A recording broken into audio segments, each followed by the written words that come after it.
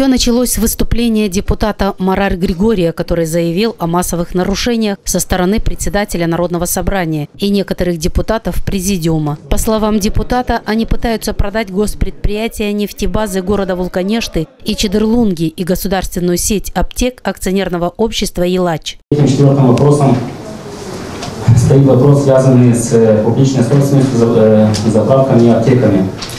Полемика вокруг этого закончилась, что зачем эти вопросы были включены. Они на прошлом президиуме были обсуждены. Сейчас, значит, это ошибочно не включены в президиум. Их нужно пропустить на народное собрание, и там депутаты решат, что делать.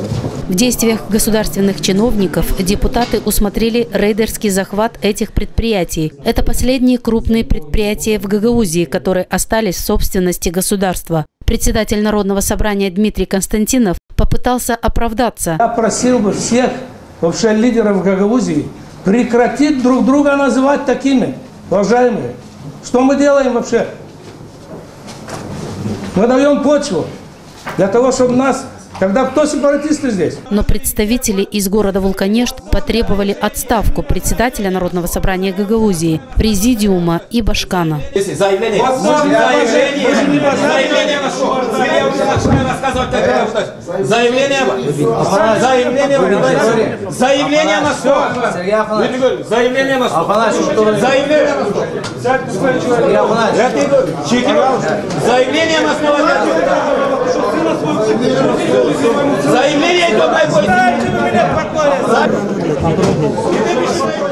Далее началась потасовка между депутатами, которая проходила при закрытых дверях. Придите к Чедерлунгу, я вам покажу, сколько рабочих лет. Мы не занимаемся популизмом, как наш Башкар.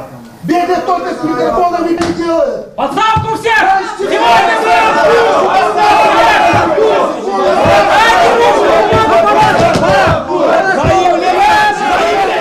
Заседание Народного собрания Гагаузии было сорвано и перенесено на 21 июня.